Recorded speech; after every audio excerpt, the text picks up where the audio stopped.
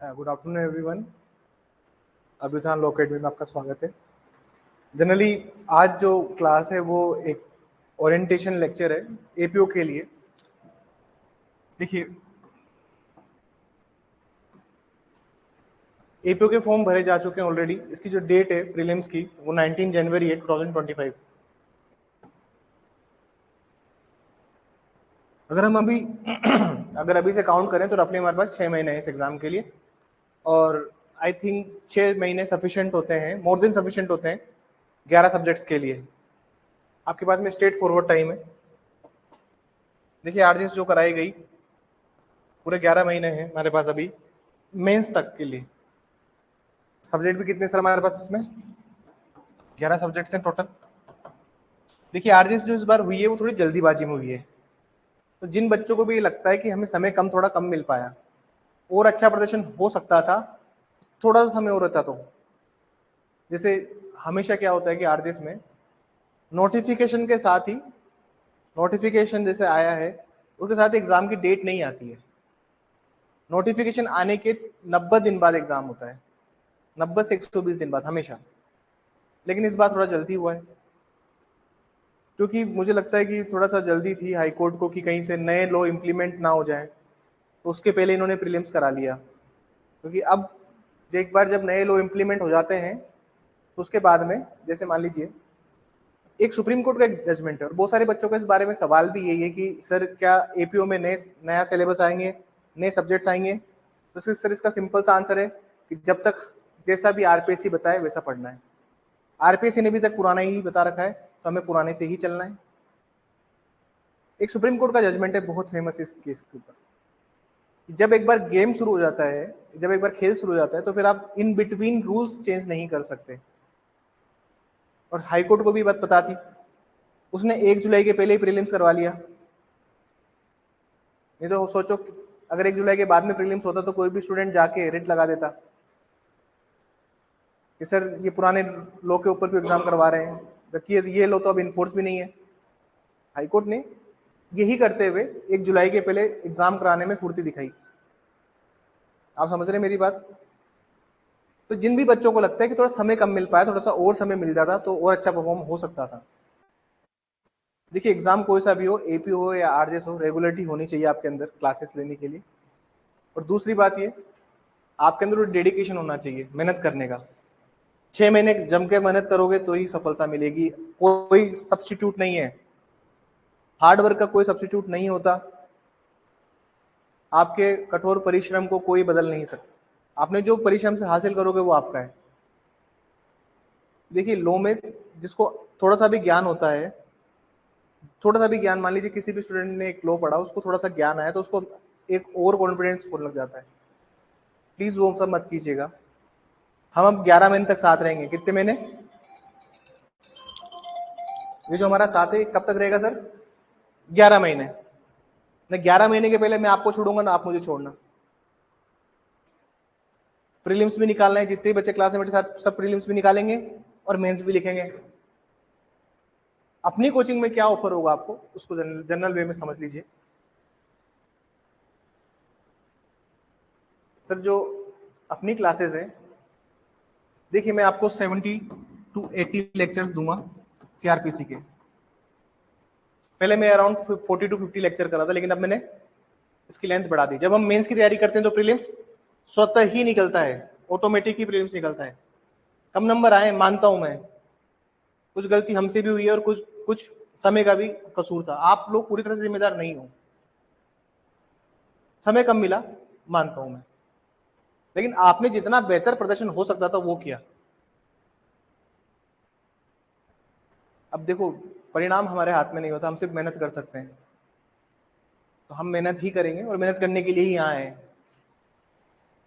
लग के मेरे साथ 70-80 दिन से आरपीसी पढ़ोगे, 60 क्लासेस आप मेरे साथ एविडेंस की देंगे,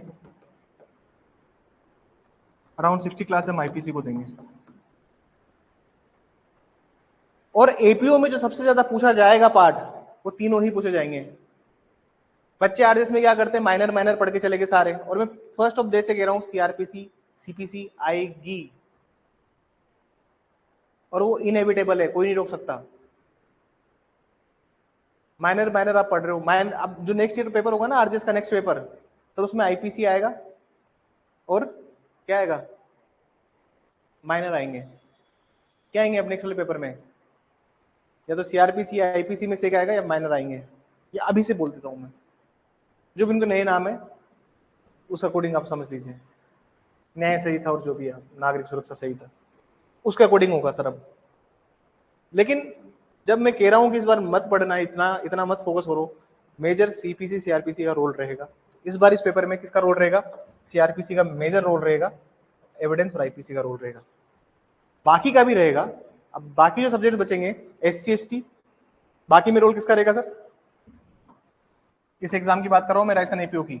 एससी एसटी का रोल अच्छा रहेगा, एक्साइज का रोल अच्छा रहेगा, एक आर्म्स वाले का रोल अच्छा रहेगा।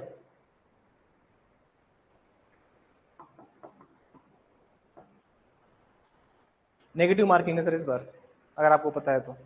मैं भी नोटिफिकेशन भी खोलूंगा, पुराने सिलेबस से तैयारी करो। नया सिलेबस अगर अगर आरपीसी चेंज भी करती है सिलेबस, तो मुझे लगता नहीं कि अभी चेंज होगा। चेंज सिर्फ एक सूरत हाल में होगा, सिर्फ एक कंडीशन में सिलेबस चेंज होगा, जब कोई बच्चा रिट डाल देगा और कहेगा कि सर सिलेबस चेंज करो। अभी स्टूडेंट पूछ रहे थे क्लास में कि सर फॉर्म नहीं भरा, क्या करें। मैंने कहा रिट डाल दो सिलेबस चेंज करने की, नया नोटिफिकेशन निकालना पड़ेगा उन्हें, और तुम फॉर्म भर देना एपीओ का। यही भी एक सोल्यूशन है। सोल्यूशन है या नहीं है, करना नहीं करना तुम्हारे हाथ में। मैंने तो बता दिया फॉर्म भरने के सब ऐसे भी आप कर सकते हो। जनरली क्या है, अरे सर एपीओ का कोड क्या होता है, क्रिमिनल कोड। अभी 1 जुलाई से क्रिमिनल कोड में सब सारे नए सब्जेक्ट स्टार्ट हो गए, तो आप 1 साल बाद 1.5 साल बाद जब आपकी ज्वाइनिंग होगी, तब आप क्या नए चाल लागू करोगे, पुराने नए। तो अभी नहीं कर रहे हैं चेंज, तो मत करने दो भाई। जिन बच्चों ने फॉर्म नहीं भरा, तो वो उसके पास एक रास्ता है, विकल्प है रिट का, सिलेबस चेंज करवा लो, नया नोटिफिकेशन आ जाएगा। Apart from it, Hindi English का जो पार्ट है सर, हिंदी इंग्लिश मैथ्स के फॉर्मूलों की तरह होता है। हिंदी इंग्लिश गणित के फॉर्मूलों की तरह होता है, अगर सवाल प्रॉपरली फ्रेम है तो। अगर अच्छी प्रॉपरली फ्रेम्ड सवाल है, तो हिंदी इंग्लिश मैथ्स के फॉर्मूले की तरह काम करता है। जैसे मैथ्स में आपने एक फॉर्मूला लगाया, वैसे इन्होंने हिंदी इंग्लिश का भी क्या सिलेबस डिटरमाइन किया, उस पर भी अभी हम देखेंगे। लो का क्या सिलेबस बताया, वो भी हम देखेंगे। हिंदी इंग्लिश के सिलेबस को बहुत छोटा कर दिया है, आरजेएस के सिलेबस से भी छोटा कर दिया है, वो भी हम देखेंगे। ठीक है, अभी मैं दिखाऊंगा आपको। लेकिन जनरल सी बात ये कि अगर नंबर कम आए हैं इस बार आरजेएस में, तो उसमें हताश होने की जरूरत नहीं है। सबसे अच्छी बात है कि 6 महीने बाद एक और एग्जाम है, तो दुख मनाने का समय भी नहीं है। तुम अगर दुख मनाने के चक्कर में 3 महीने निकाल दिए, दुख मनाने के चक्कर में 3 महीने निकाल दिए, तो उधर भी दुखी रहोगे। देखिए, परिश्रम करना तुम्हारे हाथ में होता है, फल देने वाला ऊपर वाले के हाथ में होता है। कभी कभी नियति को कुछ और मंजूर होता है, मेहनत करते हो, अच्छी बात है। स्कोर कुछ गलत बैठ गए, कुछ सही थे उनको गलत टिका दिया, सबके साथ हुआ है। पर प्लीज हिम्मत नहीं हारनी है। 6 महीने बाद दोबारा से वापस क्या करना है सर, रीस्टार्ट करना है खुद को। ऐसे अगर हिम्मत हार के बैठ जाएंगे, तो फिर सक्सेस मिलेगी कैसे। सफलता चाहिए सर, तो ये करना पड़ेगा। मैं कुछ चीजें इन डिटेल और बहुत ब्रीफ में डिस्कस करने वाला हूँ। कुछ चीजें डिटेल में करूंगा, कुछ चीजें ब्रीफ में डिस्कस करूंगा। सीआरपीसी में पढ़ने का तरीका क्या होगा, कैसे होगा। मेजर सब्जेक्ट है सर, मैं फाउंडेशन में जो हम पढ़ाते हैं उससे 10-20 क्लास कम ले लो, बाकी मैं सब पढ़ाऊंगा डिटेल में। जैसे हम वहां पढ़ाते हैं वैसे यहाँ पढ़ाऊंगा। एक एग्जांपल दूं कि किस तरह से हम प्रोसीड करेंगे, किस तरह से हम पढ़ेंगे, और कितना डिटेल हम जाने वाले हैं चीजों के। चलिए एक टॉपिक पढ़ते हैं, रेंडमली बताओ, सीआरपीसी का कोई भी टॉपिक बताओ। इन्वेस्टिगेशन चैप्टर 12 निकाल लें रेंडमली पेपर। चलो 15-20 मिनट अब उस पर थोड़ा सा डिस्कशन करते हैं। लाइटर नोट पे रहो, नई शुरुआत करेंगे, ठीक है ना।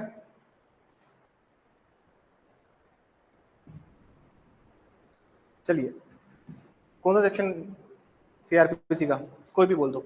154 से 176 के बीच में कोई सा भी सेक्शन बोल दो जो आपको अच्छा लगे, उसको पढ़ना कैसे।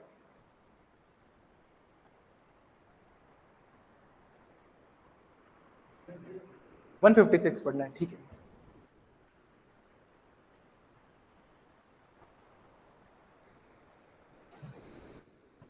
चलिए,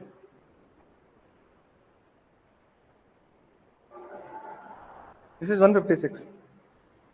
देखो सेक्शन का नाम बोलते हैं police officers power to investigate in cognizable cases. अब यहां से ना अब अपने दिमाग को पूरी तरह से ओपन रखिए और बस सुनिए और समझिए।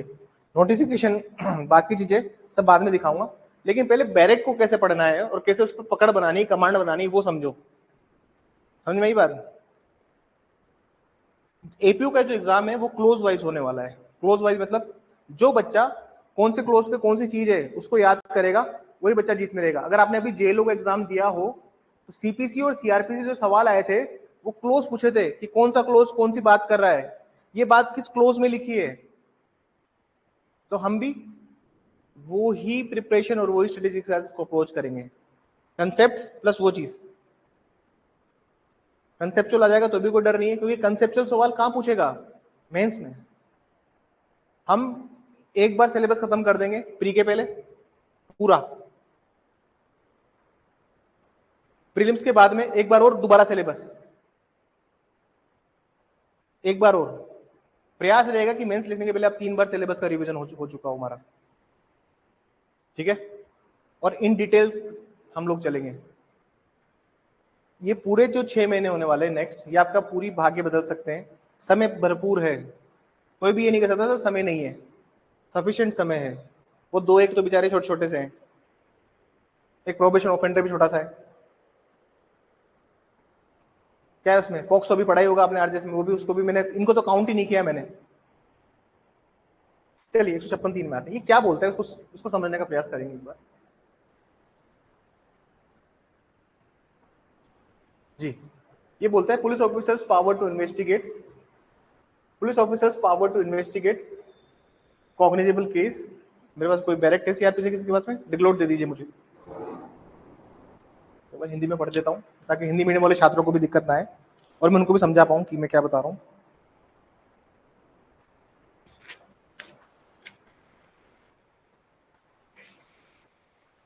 जी, police officers power to investigate cognizable case, संज्ञेय मामलों का अन्वेषण करने की पुलिस अधिकारी की शक्ति।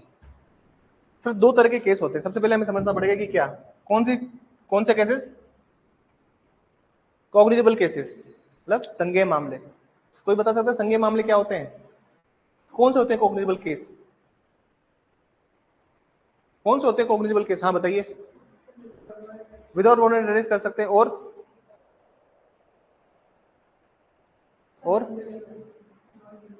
नॉन बेलेबल नहीं, ये कहां लिखा हुआ है? ये तो शेड्यूल बताएगा कि वो बेलेबल है नॉन बेलेबल है। ये तो शेड्यूल बताएगा कि वो बेलेबल है नॉन बेलेबल है। जनरली बात क्या होती है? कॉग्निजेबल केसेस वो केसेस जिसमें पुलिस ऑफिसर को पर से पावर है, वो केसेस जिसमें इसको इन्वेस्टिगेशन करने की पर से मतलब शुरुआत से, मतलब उसको मतलब starting from the beginning, from the initial उसको पावर है इन्वेस्टिगेट करने की, मतलब उसको भाई शुरुआत से एक पावर है टू इन्वेस्टिगेट द मैटर। ये बात समझिए। Police officers power to investigate cognizable case, उसके बाद शुरुआत से पावर है कि वो किसी मैटर को इन्वेस्टिगेट कर सकता है पुलिस ऑफिसर के। लेकिन वहीं हम बात करते हैं नॉन कॉग्निजेबल केसेस की। नॉन कॉग्निजेबल केसेस में मजिस्ट्रेट की परमिशन लेनी पड़ती है, मतलब असंज्ञेय मामलों में मजिस्ट्रेट से पूछेगा, फिर मजिस्ट्रेट साहब अलाउ करेंगे। तो वो कहां पे दिए हमें? 155, इसके पहले वाला सेक्शन। अभी हम उसको नहीं, अभी हमारा टारगेट है ये section. Any officer in charge of police station may without the order of magistrate investigate any cognizable case which a court having jurisdiction. अब ये सवाल आता है, सर कोर्ट हैविंग जुरिसडिक्शन मतलब क्या? हिंदी में पढ़िए, हिंदी में पढ़े तो कोई पुलिस थाने का बाहर साधक अधिकारी मजिस्ट्रेट के आदेश के बिना किसी ऐसे संज्ञेय मामले का अन्वेषण कर सकता है जिसकी जांच या विचारणा करने की शक्ति उस थाने की सीमाओं के अंदर स्थानीय क्षेत्र पर अधिकारिता रखने वाले न्यायालय के अध्याय 13 के उपबंधों के अधीन है। मतलब ये कह रहा है कि कोर्ट का वो जुरिसडिक्शन जो कि उसको किसने प्रोवाइड किया है? चैप्टर 13 ने। चैप्टर 13 क्या बोलता है? चैप्टर 13 बोलता है कि इन्वेस्टिगेशन जो होगी, मतलब किस कोर्ट का कौन सा एरिया है। चैप्टर 13 के अंदर ये दिया हुआ है। जैसे मान लीजिए आप ट्रेन में बैठे जयपुर से, आपको जाना है दिल्ली, रास्ते में आया क्या अलवर, रेवाड़ी, आपका फोन चोरी हुआ, तो आप कहां पे रिपोर्ट दर्ज कराओगे? Either Alwar, either Rewari, either Delhi, either Jaipur. तो मतलब पुलिस स्टेशन का कौन से पुलिस स्टेशन का एरिया होगा जहां पे पुलिस ऑफिसर इन्वेस्टिगेशन कर सकता है? जयपुर कर सकता है, रेवाड़ी कर सकता है, अलवर कर सकता है और अपने दिल्ली भी कर सकता है। समझ में आई बात? तो मतलब कहने की बात यह है कि चैप्टर 13 में जहां तक उसको पावर दी गई है, एक पुलिस वाला वहां तक इन्वेस्टिगेशन कर सकता है, पर से पावर। और ये इसके लिए किसी मजिस्ट्रेट उसको पूछने की आवश्यकता नहीं है मजिस्ट्रेट से, इस चीज के लिए उसको किसी मजिस्ट्रेट से आगे लेने की आवश्यकता नहीं है। समझ में आई बात? किसी से परमिशन ऑब्टेन करने की आवश्यकता नहीं है। अब सवाल यहाँ पे एक और आता है, यहां तक तो सब आसान है, थोड़ा सा टफ बनाए से। चलिए, सबसे सर सवाल ये है, सर जो मजिस्ट्रेट है, अगर मान लीजिए किसी को फर्दर इन्वेस्टिगेशन करना है, किसी को और उसमें अनवेंशन की आवश्यकता लगती है, एक पुलिस ऑफिसर है जिसको लगता है कि फर्दर इन्वेस्टिगेशन होना चाहिए इसमें, 173(8) वाला कौन सा सर? क्या उसमें मजिस्ट्रेट की परमिशन लेने की आवश्यकता है? क्या उसमें मजिस्ट्रेट की परमिशन लेने की आवश्यकता है? क्या लगता है? क्या एक बार चार्जशीट फाइल होने के बाद में, क्या एक बार चार्जशीट फाइल हो गई, चार्जशीट फाइल हो चुकी है 173(2) की, फाइनल रिपोर्ट हो गया, अपना सब खत्म हो गया मामला, क्या उसके बाद फिर से पर इन्वेस्टिगेशन करना है? क्या मजिस्ट्रेट से पूछने की आवश्यकता है? बताओ। सवाल इस टाइप के आते हैं एपीओ में, और हम एपीओ को में इस स्तर की चीजों पे जाएंगे। समझ में आई बात? यहां तक आरजे से, उसके बाद एपीओ चालू होता है। आरजे से ये पूछता है पुलिस रिपोर्ट कहाँ फाइल होती है, चार्जशीट कहाँ है, क्या पावर है इन्वेस्टिगेशन की, ये एपीओ का लेवल आ जाता है। हम किस स्तर के पढ़ने वाले हैं, अब आपको थोड़ा समझ में आ रहा होगा क्यों 70-80 लेक्चर सीआरपीसी ले रहा है अपने में। बात समझ में आई? सीआरपीसी जो है, सीआरपीसी उस लेंथ पे जाके क्यों पढ़ना चाहते हैं, क्योंकि एपीओ में नोटिफिकेशन में लिखा हुआ है, अभी मैं आपको दिखाऊंगा कि इस बार जनरल प्रैक्टिकल सवाल पूछे जाएंगे। कौन सवाल पूछे जाएंगे सर?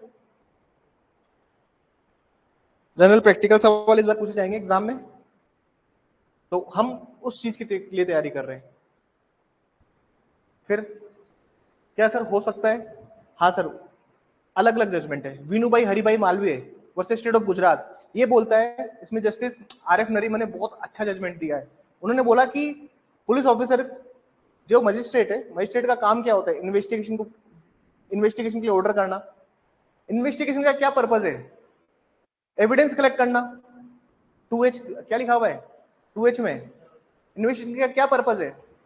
साक्ष्य एकत्रित करना, उसी लिए इन्वेस्टिगेशन किया जाता है, यही यही पावर है उसकी। तो उन्होंने बोला कि आप फिर से ऑर्डर दे सकते हो, देवरापल्ली में जबकि मना किया।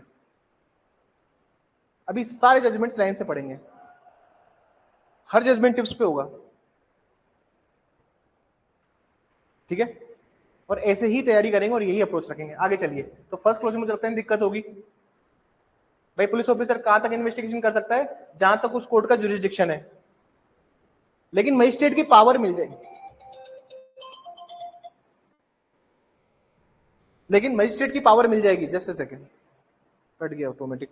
लेकिन लेकिन अब बच्चे क्या करते हैं, सिंपल सवाल पूछा जाता है मेंस में, कॉग्निजेबल नॉन कॉग्निजेबल में क्या डिफरेंस है, बच्चे लिख देते हैं अरेस्ट करने की पावर है, उसकी ये पावर है, सब समझ में आ गया, serious offence non serious offence सब लिख दिया उसने।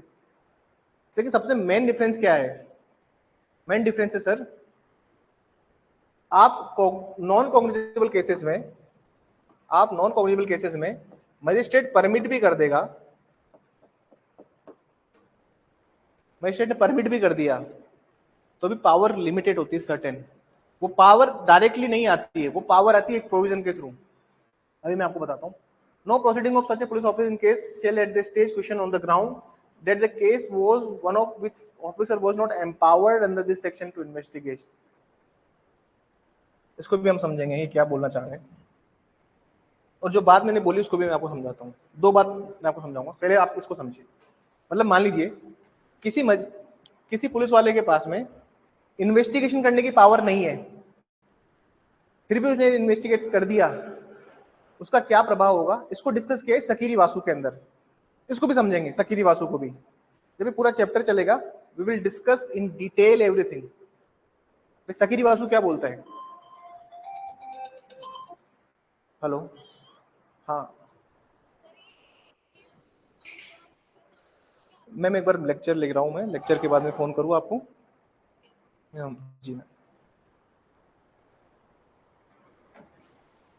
बच्चे अभी उत्थान लोकेट में से बात कर रहे हो क्या? Yes yes.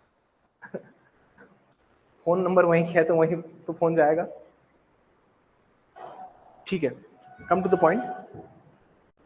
जनरली क्या होता है कि अगर कोई भी पुलिस ऑफिसर इन्वेस्टिगेट कर देता है जहां पे वो ऑथोराइज नहीं है, जहां पे वो अधिकृत नहीं है अनवेंशन के लिए, और फिर भी वो इन्वेस्टिगेट कर देता है, तो उसका सिंपल सा मतलब होता है कि उसका कोई उस जो ऐसी इरेगुलरिटी होगी उसका कोई प्रभाव नहीं होगा। एक बार आप निकालिए सेक्शन, सीआरपीसी है, देखिए सीआरपीसी है तो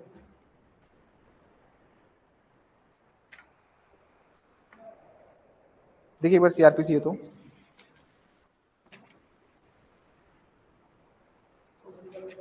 देखिए 460 का दूसरा क्लोज देखिए एक बार, B point, to order under section 155 the police to investigation an offence. यहाँ पे थोड़ा सा डिफरेंस सिखाऊंगा मैं आपको।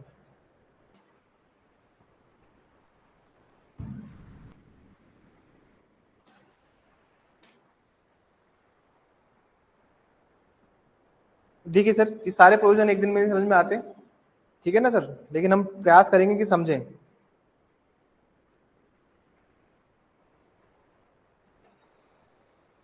मान लीजिए 460 क्या बोलता है कि एक मजिस्ट्रेट कौन कौन से ऑर्डर दे सकता है, ठीक है? क्या बोलता है 460?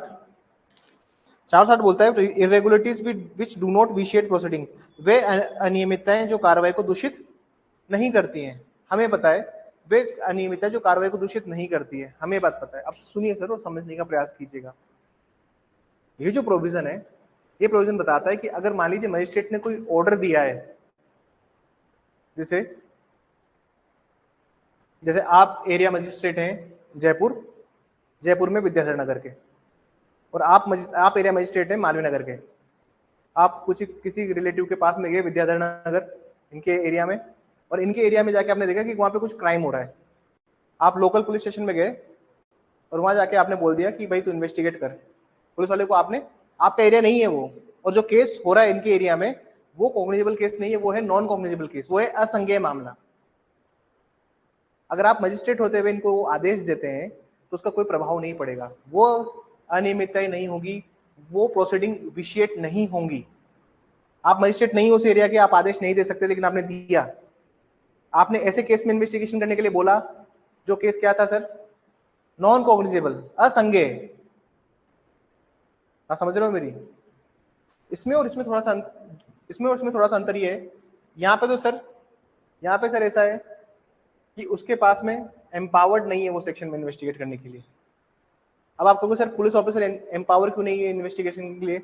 सर हर केस में एक आईओ अपॉइंट होता है, इन्वेस्टिगेशन ऑफिसर। मान लीजिए किसी को इन्वेस्टिगेशन ऑफिसर बनाया है, लेकिन एक कोई दूसरा पुलिस ऑफिसर है जो कि पैरेलल इन्वेस्टिगेशन कर रहा है, अगर वो करेगा तो भी कोई इशू नहीं है। बात समझ में आ रही है? मतलब कहने का मतलब ये कि इन्वेस्टिगेशन होना चाहिए, वो भलाई से मजिस्ट्रेट ये हो या पुलिस वाला अपने इस तरह पे इन्वेस्टिगेट कर रहा हो, इन्वेस्टिगेशन में रोक नहीं है।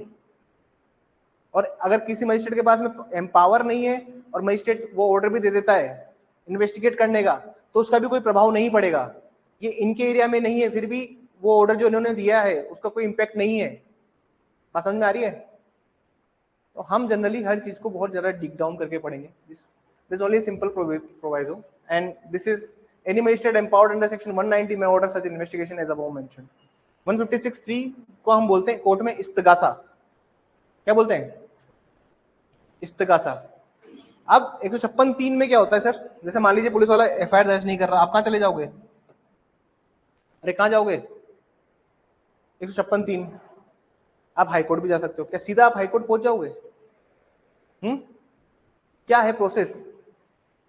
प्रोसेस क्या है? केस का नाम है साकिरी वासु, जिसके अंदर बताया कि क्या प्रोसेस है। आप सीधा हाईकोर्ट अप्रोच नहीं कर सकते। प्रोसेस क्या है सर? एफआईआर दर्ज नहीं हो रही है, एसपी ऑफिस जाइए 154 में, 154 ही है sir, if I am not wrong. देखिए एक बार, सुपरिटेंडेंट ऑफ पुलिस कहाँ दिया हुआ है? क्या दिया हुआ है सर? 154 154 में दिया हुआ है। फिर आप वहां से भी दर्ज नहीं होती तो कहां जाएंगे? फिर कहां जाएंगे? कंप्लेन केस या फिर 156(3) वहां पे भी नहीं हुआ, फिर कहां जाएंगे?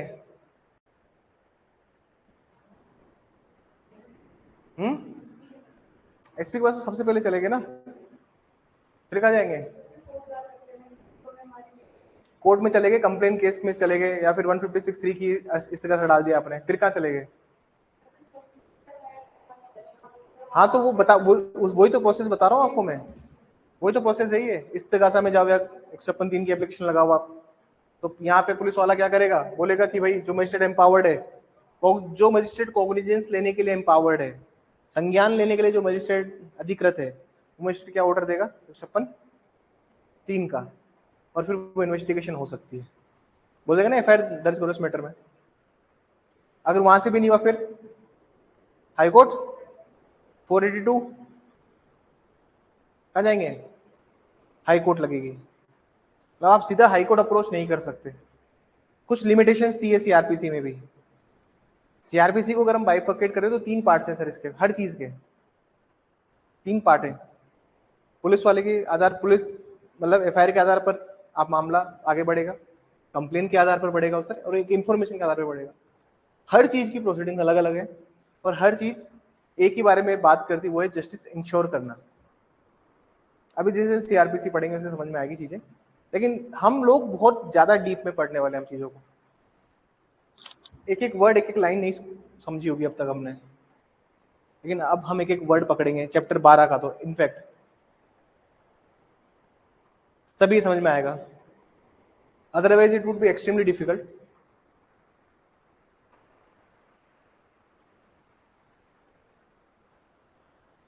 चलिए मैं पेपर थोड़ा सा वो डिस्कस कर लेता हूं आप लोगों से।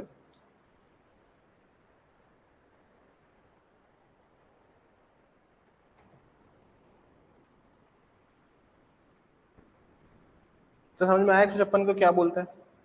156 समझ में आया? तो हम लोग थोड़ा सा ऐसे ही इस चीज को देखने वाले हैं। अब हम एपीओ का सिलेबस देख लेते हैं कि हमें क्या पढ़ना है नेक्स्ट 6 महीने, नेक्स्ट 180 डेज। कितने दिन है सर? 180 दिन। हमारी क्या अप्रोच होने वाली है, समझ में आई बात? नेक्स्ट 180 दिन हमारी क्या अप्रोच रहेगी, हम कैसे चीजों को प्रोसीड करेंगे, कैसे चीजों के पीछे भागना है सर। अब थोड़ा सा इस चीज को देख लेते हैं।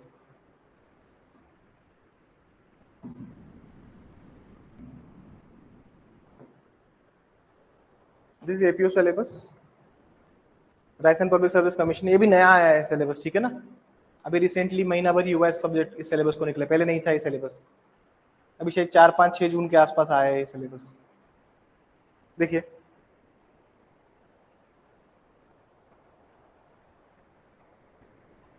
ये सिलेबस शायद मेंस का है, हम पहले पहले प्री पे आए, पहले प्री का पढ़ लेते हैं ना, मेंस का बाद में देखेंगे। चलिए दिस इज प्रीलिमिनरी, ये प्री का सिलेबस सर अपना।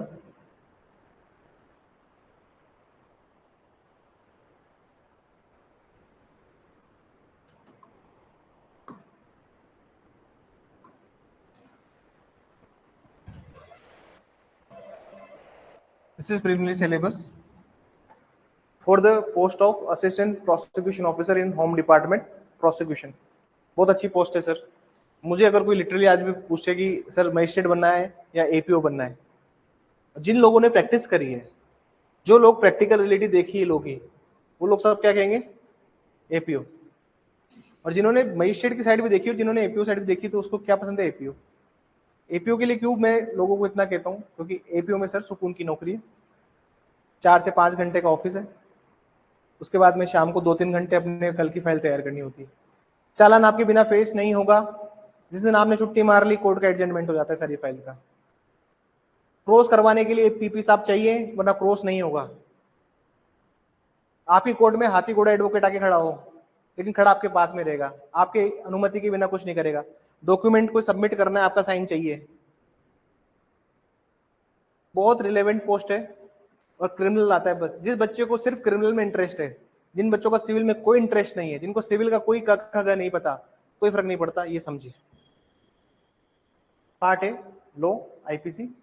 सर आईपीसी में उन्होंने सेक्शन और बहुत सारी चीजें आइडेंटिफाई कर दी और डिटरमाइन कर दी। कुछ नहीं पढ़ना, 1 से 4 पढ़ो, 6 से 52 पढ़ो, बीच के वो फाइन वाइन पढ़ने की जरूरत नहीं है। पढ़ाऊंगा तो मैं सारा ही, इसके लिखने से मैं इसकी बातों में नहीं आने वाला, ठीक है ना सर। इसकी बातों में इसलिए नहीं आने वाला क्योंकि कहीं पे इन्होंने लिखा भी होगा, अभी देख लेते हैं अपन, कहीं लिखा ही नहीं लिखा। हाँ अच्छा, बीच के सेक्शन मेंस में पूछ लिए हैं, कोई बात नहीं, उसको भी पढ़ लेंगे। तो मतलब मेरा तो काम कम नहीं हुआ ना, मेरे को तो पूरा ही पढ़ाना है। अरे सर मेरे को पढ़ाना तो मेंस का ही है, प्री तो तब निकलेगा ना जब आप मेंस का पढ़ते हैं, तब प्री क्लियर होता है। प्री का पढ़ोगे तो कभी प्री नहीं निकलेगा। अप्रोच चेंज करोगे, मेंस की अप्रोच लेके एग्जाम में जाओ, तो तुम क्यों कहता हूं मैं बेटा आ जाओ क्लास में, छुट्टे उट्टे मत मारो।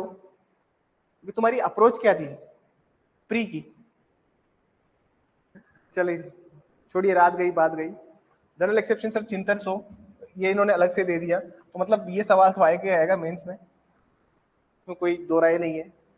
ऑफेंस अफेक्टिंग ह्यूमन बॉडी और प्रॉपर्टी, दो ही पूछे हैं, बाकी नहीं पूछ रहा। कितना शॉर्ट स्वीट सिलेबस दे दिया सीआरपीसी में। आइए सर, 1 से 5, 6 से 31, इस पार्ट को नहीं छोड़ सकते क्योंकि सारे कोर्स इसी में ही है और यहां से सवाल आएंगे, यहां से सवाल आएंगे क्लोज वाइज। ये बहुत ही बेकार क्लोज होते हैं सारे, 8, 9, 10, 11, 12, 13, 14 स्पेशल मजिस्ट्रेट, आप सारे मजिस्ट्रेट देखोगे यहाँ पे। प्रोसेस टू कंपेल अपीयरेंस, बीच वाले पार्ट छोड़ दिए इसने ना।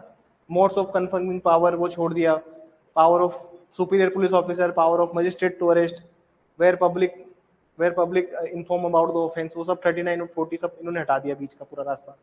हमें सिर्फ ये पढ़ना है। आप देखिए कितना शॉर्ट स्वीट सिलेबस बना दिया, बीच वाला पार्ट पूरा हटा दिया। ये पूरा पार्ट मतलब हाई कोर्ट ने प्रीलिम्स में जहां से सवाल पूछे इन्होंने वो पार्ट ही हटा दिया। पूछा था ना 94,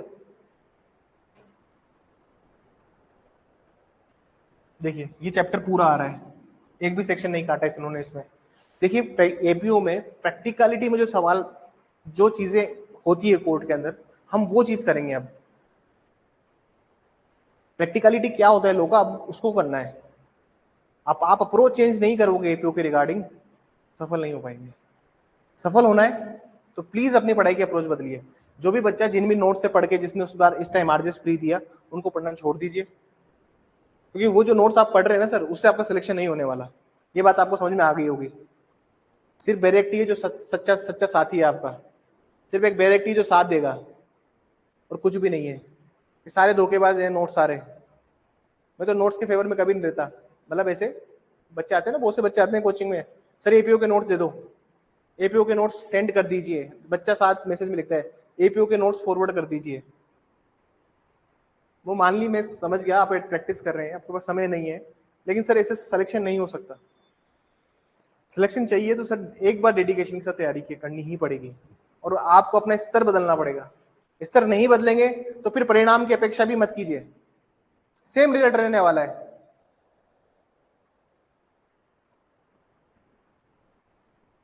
trial of warrant cases by magistrate, trial of summon cases by magistrate, summary trial, bail and bond, बीच वाला पूरा पार्ट हटा दिया इन लोगों ने। नहीं पूछा तो नहीं पूछना, समझ में आई बात। देखिए मेरे लिए तो कितना आसान काम है अगर मैं ऐसे चलूँ तो, लेकिन अगर आपने ये भी नहीं याद किया और इनके बीच के क्लोजेस भी नहीं याद किए ना, तो फिर गेम ओवर हो जाएगा। आप समझ रहे हो, अगर इन्होंने यही सिलेबस दिया है तो बीच के क्लोजेस पूछेगा आपसे कि ये वाला क्लोज कौन सा है, वो वाला क्लोज कौन सा है, किस क्लोज में वाली बात बोली है। एक बार जेलो का पेपर देख लेना जाके, सीपीसी सीआरपीसी से क्या पूछे गए सवाल, और सबका गेम ओवर होगा उस पेपर में ऑलमोस्ट बच्चों का, जो बच्चे बीच में क्लोजेस नहीं याद करते हैं। लेकिन हम मेंस के हिसाब से पढ़ेंगे और मैं एक एक क्लोज वाइज लिखाऊंगा आपको नोट्स, इस क्लोज में ये बात लिखी है, लिखो, भले से उसमें मेरे को 2-2 लाइनें लिखानी पड़े, लेकिन हर चीज को रख के याद करेंगे। डन। एविडेंस में सर बहुत बेसिक से सेक्शन पूछ लिया, कुछ नहीं यार पूछना। क्या है एविडेंस? क्या है एविडेंस इसमें? इसमें 12 से 23 नहीं है, इसमें एडमिशन हटा दिया इसने, स्वीकृति हटाई दी, बचा कन्फेशन, डायन डिक्लेरेशन, एक्सपर्ट, कैरेक्टर, कुछ नहीं रखा। और ये ओ फिटनेस से रखा है बस, बर्डन ऑफ प्रूफ ही रख लेते। क्या एपीओ का नहीं होता क्या सबूत का भार? क्या एपीओ पे सबूत का भार नहीं होता क्या? क्या एपीओ के ऊपर नहीं होता? मेंस में ठीक है, प्रीलिम्स में भी पूछ सकते थे ना। लेकिन भाई पढ़ना सब कुछ है, हम तो सब कुछ ही पढ़ाएंगे, प्री और मेंस एक साथ ही करवाएंगे। मेरे लिए कोई मर्सी नहीं करी इन लोगों ने, और प्लीज आप लोग भी इसके भरोसे मत रहना, इसके भरोसे मत रहना। बाहर सवाल आ गया तो तुम जाओ ना सर लेने की पूछने के लिए, तो तुम्हें जनरल देखो यहाँ पे क्या लिखा हुआ है, ये पूछेंगे, इसके सब पार्ट हैं। तो एक बार में ही बोल देंगे लोग हाईकोर्ट में कि हमने तो सर पूरा सिलेबस दिया हुआ है 3 नंबर पे। क्या दिया हुआ है 3 नंबर पे? पूरा सिलेबस। 4 नंबर पे हमने क्या दिया सर? पूरा एक दिया हुआ है। अब ये थोड़ी लिखा है हमने कि यही पूछेंगे, स्पेसिफाई कर दिया सिलेबस, लेकिन इसके बाहर भी जा ही सकते हैं। हाँ, ये थोड़ी ना कि SC/ST का नाम लिख के और आपसे कॉपी पोसा पूछ लिया हो या फिर इंसॉल्वेंसी बैंक्रप्सी कोड पूछ लिया हो, तो वो तो आउट ऑफ सिलेबस है। लेकिन ये आउट ऑफ सिलेबस होगा क्या? हाँ, अगर मान लीजिए एविडेंस में वो आपसे प्राइमरी सेकेंडरी एविडेंस पूछना स्टार्ट कर दे, आपसे इलेक्ट्रॉनिक रिकॉर्ड पूछना स्टार्ट कर दे, और आप ये करके क्या कहोगे आगे कि सर आउट ऑफ सिलेबस हो गया? तो एपीओ के लिए डिटेल में पढ़ना जरूरी है। अब अगर आप पढ़ाई का अप्रोच नहीं बदलेंगे तो रिजल्ट की अपेक्षा मत कीजिए, मत करो एक्सपेक्ट, फिर रिजल्ट वो मिलेगा आपको। Arms act, JJ, excise, POCSO, ये दोनों तो बहुत बच्चे एक्ट है, ये तीनों ही बच्चे एक्ट हैं। इनफैक्ट कुछ नहीं है तीनों में, एक एक दिन के एक्ट हैं, विद नोट्स विद डिटेल सब कुछ। पार्ट बी में देख लीजिए सर, विलोम। सर जहां पे भी विलोम आते हैं पेपर होता है टफ, याद रख लेना। इस साल विलोम नहीं है, इस साल विलोम नहीं है। इस साल बहुत सारी चीजें नहीं थी। उपसर्ग, उपसर्ग कितने होते सर? 22 होते हैं उपसर्ग, इस बार अनुपस्थित आ गया। व्याख्यांश के लिए सार्थक शब्द, पेपर टफ बनाता है। ये सारे इन्होंने जो चीजें दी है ना, ये सब चीजें क्या करती है सर? पेपर टफ बनाती है। तो प्लीज हिंदी में बहुत मेहनत होगी। हिंदी में बच्चों को लग रहा है सिलेबस छोटा हो गया, सर मेहनत हुई बहुत ज्यादा, ये आसान नहीं है। अरे एक आया था एग्जाम में, शायद इस बार आया था ना विलोम। अरे वो नहीं आया था इस बार, पर्यायवाच्य नहीं आए थे, विलोम आया था। सॉरी सॉरी सॉरी, विलोम आया था, एक विलोम आया था, उसी में डिस्प्यूट हो गया बन भयंकर। निवार्य अनिवार्य, हाँ।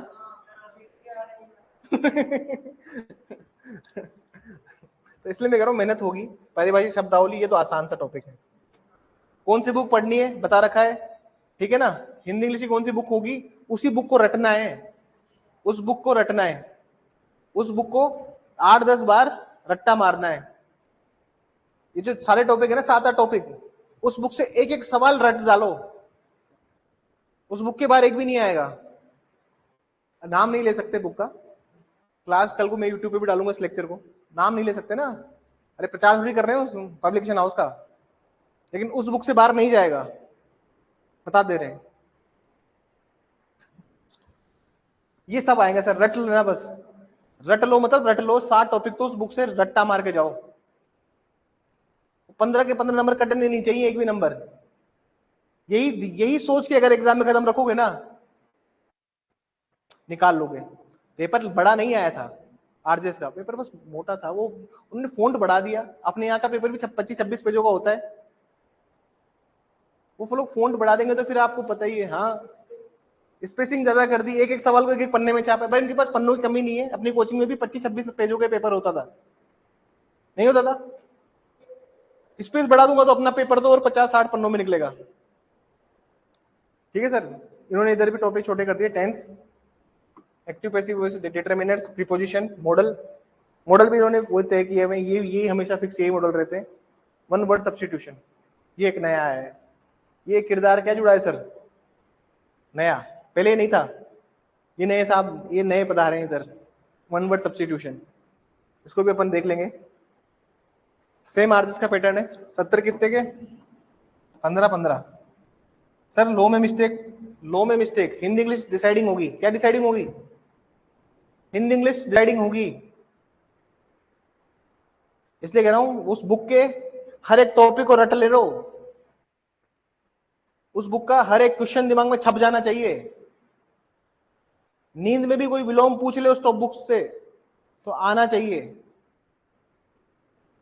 उसी बुक के सवाल आए थे आरजेएस में भी, अभी 15 के 15 उसी से थे। हिंदी के तो उसी से थे। इंग्लिश में तो क्या होता है ना कि ये direct direct active passive voice तो अपने मन से बना सकते हैं, उसका आप उसका जिम्मेदार नहीं हो सकते। लेकिन जो बाकी टॉपिक है वो तो उसमें से ही उठ के आएंगे, ऑप्शन तक सही सेम होते हैं। मेहनत आपकी सर, मेहनत करो। 2 घंटे का पेपर होगा, देख लो आप। 19 जनवरी का दिन जो होगा सर वो आपका होना चाहिए। दुनियादारी एक तरफ, 19 जनवरी का दिन आपकी तरफ। 6 महीने का समय है। जितने भी गम है पेपर खराब होने के, स्कोर कम लाने के, उससे बाहर निकलिए और स्थिति क्लियर हो जाएगी कुछ टाइम में। 15 से 20 जुलाई के बीच में अपना आ ही जाएगा प्रीलिम्स का रिजल्ट, तो पता लग ही जाएगा। ठीक है ना सर? अब मैं एक बार मेंस का भी निकाल देता हूँ सिलेबस। नेगेटिव मार्किंग है 1/3। हाँ नेगेटिव मार्किंग है सर, 1/3 नेगेटिव है। मैंने बता दिया था वैसे क्लास में आप लोगों को, बताया था ना एक दिन कि क्या इम्पेक्ट होता है 1/3 का। हाँ 0.33। ठीक है।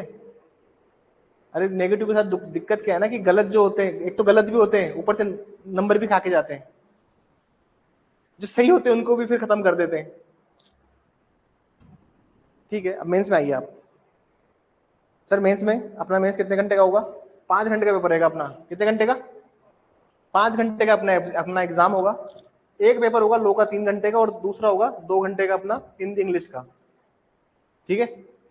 देखिए अब ये भूतपूर्व सैनिकों को क्या होता है ना सर, छूट मिलती है। देखिए मिनिमम क्वालिफाइंग मार्क्स हैं ईच पेपर में 40% होने चाहिए, मिनिमम क्वालिफाइंग मार्क्स। अब SC/ST के लिए 5% छूट है, मतलब समझ गए आप बात? SC/ST के लिए कितनी परसेंट छूट है? 5%। मतलब अगर आप देखोगे तो 300 में से कितने लाने मिनिमम? अरे करो 40%, कितने हो गए? 120 तो लाने ही लाने हैं लो में। और फिर 100 का 40% कितना हुआ? 40 ही तो हुआ। तो 120 उधर लाने और 40 मिनिमम लाने हैं। SC/ST में 5% कम कर लो।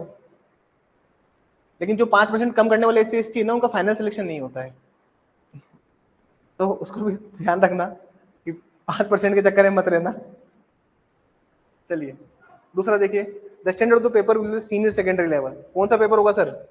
12वीं। अरे 12वीं की एग्जाम दी नहीं थी तुम लोगों ने हिंदी मीडियम से? हिंदी मीडियम से कौन कौन है? हिंदी मीडियम, हाँ 12वीं का हिंदी मीडियम लेवल आएगा। अभी देखते क्या क्या आएगा। It shall be compulsory to appear. Sir दोनों पेपर में कंपल्सरी अपीयर होना है। एक रूल नंबर 1 कुछ छूट गया क्या अपन से? जी आगे चलिए sir. The law paper is design to test the practical knowledge of the candidates in criminal law and procedure, framing charges in criminal cases. Sir देख लीजिए क्या क्या पूछ लिया उन्होंने। क्या पूछ लिया सर? देखिए, test of practical knowledge of candidates. ऐसा क्यों हुआ? पहले सर क्या होता था ना, एक्सपीरियंस मांगा जाता था एपीओ में 2 साल का। जब से इन्होंने एक्सपीरियंस हटाया है तो कुछ एडवोकेट की काउंसिल्स मिलके आई आरपीएससी में कि सर एक एडवोकेट बेचारा इसी के लिए तो काम करता है, आरजेएस के पास, आरजेएस के लिए उसके पास पैसे नहीं होते कोचिंग करे। वो एडवोकेट का सपना क्या होता है? एपीओ बनने का। आपने सर इसमें भी वो लगा के एक्सपीरियंस हटा के हमारा तो सर खत्म ही कर दिया काम। तो फिर इन्होंने लगाई बुद्धि। आप देख लीजिए इधर। और प्रैक्टिकल नॉलेज तभी आ पाएगा जब डिटेल में पढ़ोगे। ऊपर ऊपर से पढ़ के जाएगा कोई, सिर्फ बैरेक बैरेक पढ़ेगा तो अब काम मुश्किल है। प्रैक्टिकल नॉलेज वाले सवाल कौन से पेपर कौन कौन से जिसमें प्रैक्टिकली सवाल आएंगे? एक आईपीसी और एक सीआरपीसी बचता है। एससी एसटी से क्या प्रैक्टिकल सवाल बना लेंगे? सेक्शन 3 का सवाल कि किसी गांव में बिंदोरी जारी थी उसको रोक लिया, सेक्शन 3 सभी लोग सबको पता है कि सेक्शन 3 लागू होगा। कितना प्रैक्टिकल हो जाएगा, इसको याद रखना, ठीक है ना। Design to test the practical knowledge of candidate in criminal law and procedure, framing of charges in criminal से। अरे चार्ज कहाँ फ्रेम होते हैं? 211 से कहाँ तक है? 224 23 कहाँ तक है? अरे सर बताओ, मेरे को भी नहीं याद आता, मुझे भी मैं भी भूल जाता हूँ। अरे सर रटने में एक्सपर्ट नहीं हूं मैं, लेकिन समझने में एक्सपर्ट। सेक्शंस में मेरे ऊपर नीचे होती रहती है सुई। आई थिंक 224 ही होगा, देखो ना एक बार क्या है। 224 ही है जहां तक। तो मतलब हमें क्या समझ में आई चीज कि सर मेहनत करनी है, 6 महीने है, रुकना नहीं है। इंटरव्यू नहीं है, सबसे अच्छी बात यह है। कहां तक है? 24 ही तक तो है। तुम लोग मुझे और कंफ्यूज करते हो 23 बोल के। चलिए जो भी है, आगे चलते हैं। The syllabus of competitive examination shall include the following. कौन कौन से पेपर है सर? आईपीसी, एविडेंस, वो सारे 11 पेपर है सर अपने। हर एक के नोट्स लिखवाऊंगा, और ऐसे नोट्स लिखवाऊंगा फिर डायरेक्ट पढ़ो मत पढ़ो कोई फर्क नहीं पड़ता, लेकिन डायरेक्ट पढ़ो। मैं क्लोज वाइज नोट्स में ही लिखवा दूंगा, वैसे घंटों डिक्टेशन करवानी पड़े। General Hindi, general English, simple paper है, कुछ ज्यादा वो नहीं है। अब मेंस में इन्होंने जो चीजें छोड़ी थी वो उधर ले ली। नहीं, जो जो छोड़ा था उसको भी कवर कर दिया ना इधर। वो फिलिंग द ब्लैंक्स हो गया, मतलब हमें तो अपन सर मेंस का ही पढ़े, तभी तभी प्रीलिम्स निकलेगा अपना। आपको नहीं लगता ऐसा करें? तो जो बच्चे खुश हो रहे थे उनकी खुशी काफूर हो गई। फिर देख लीजिए सर, जो फिलिंग द ब्लैंक्स कर दिया इन्होंने, जो चीज छोड़ दी थी उधर से वापस।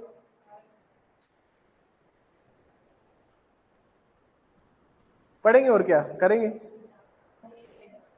अब भाई अब बीड़ा उठाया है खत्म करने का, जब सोचा है एपीओ बनने का तो पढ़ेंगे।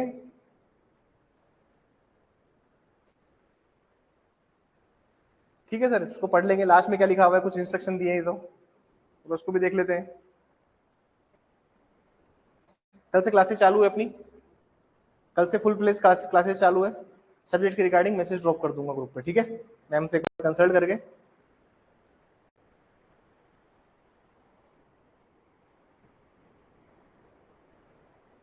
सर हिंदी में देख लेते हैं। शब्द शुद्धि, अरे मेंस में एक बार हिंदी देख लो।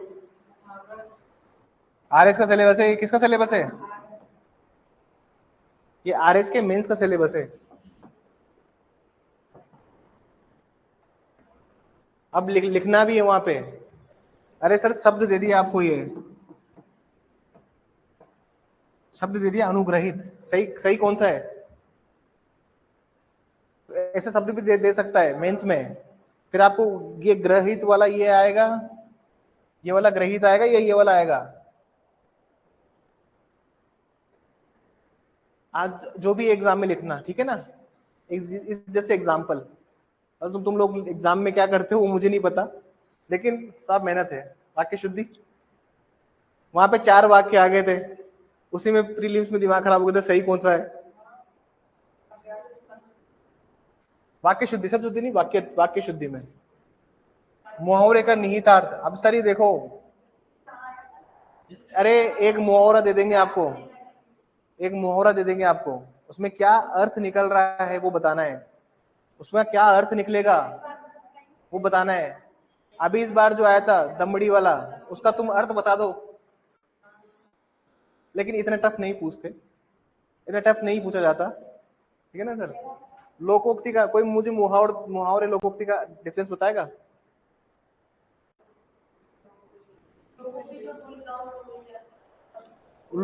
अरे संधि विच्छेद नहीं पूछा है, अर्थ पूछा है।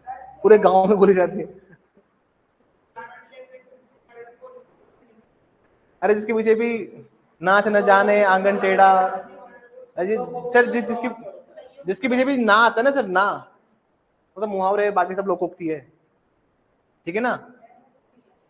तो दिखा दूंगा बुक्स में, देख लेना आप मुझे बुक्स पढ़ी हो तो बताओ मेरे को, कोई बुक है अपने पास हिंदी वाली, नवीन हिंदी व्याकरण?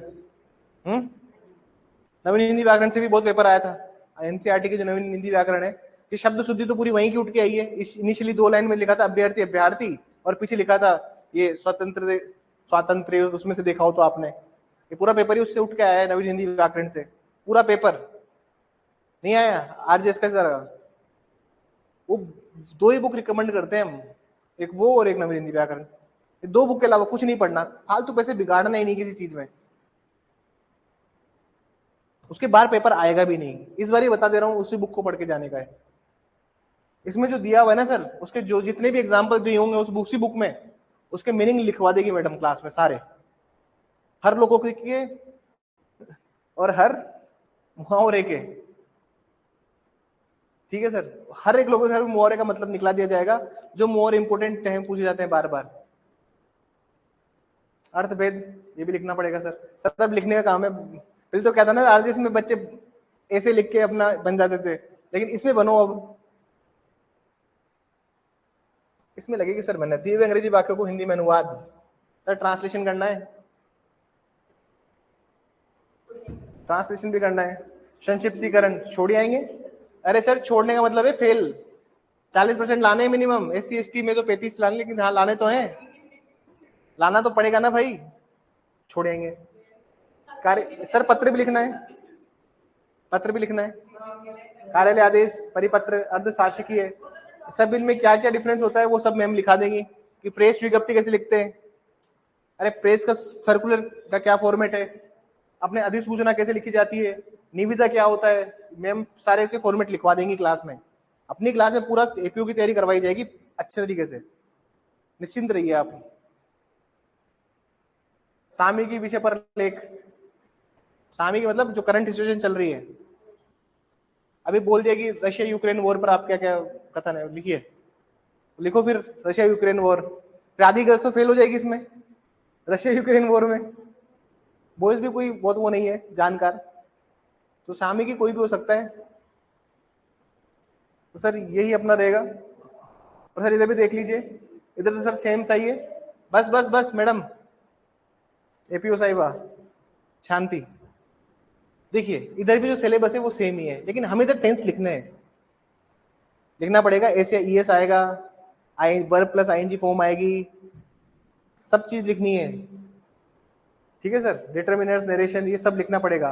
पहले तो क्या होता ना कि ऑब्जेक्ट को आगे देके, अरे सर 4 ऑप्शन आते थे, बच्चे क्या करते हैं, अरे ऑब्जेक्ट कहाँ पे, इधर, ये इसको आगे ले आओ, अच्छा कौन से में आगे आ रहा है, 2 में, अच्छा ठीक है, दोनों में से कौन से में थर्ड फॉर्म लग रही है, बस ऐसे करके सवाल सोल्व करके निकल जाते थे आगे। लेकिन अब क्या करना है, अब सर लिखना पड़ेगा,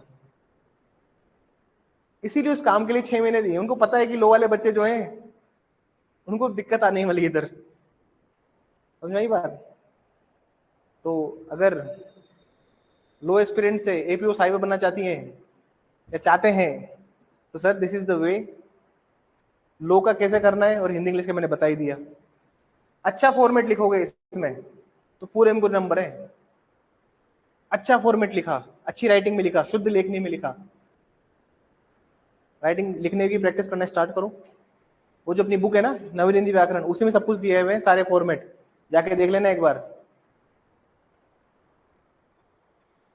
ठीक है सर। ये सब अब आप ही को लिखने, अब तुम्हारे हवाले वतन साथियों टाइप हो गया अपने तो।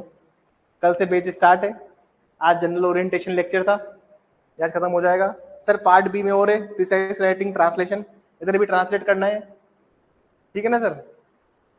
पैसेज भी आएगा, और हिंदी से किसे बदलना है,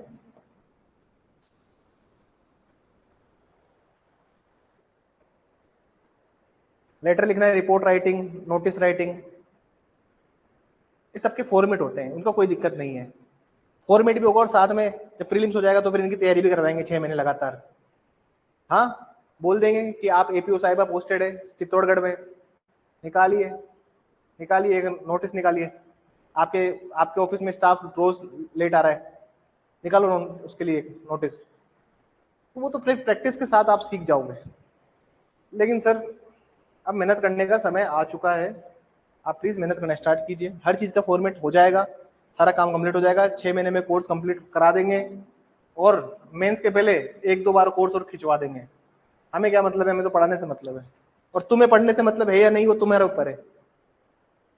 मेहनत उसी बच्चे पे की जाएगी जो बच्चा रेगुलर रहेगा।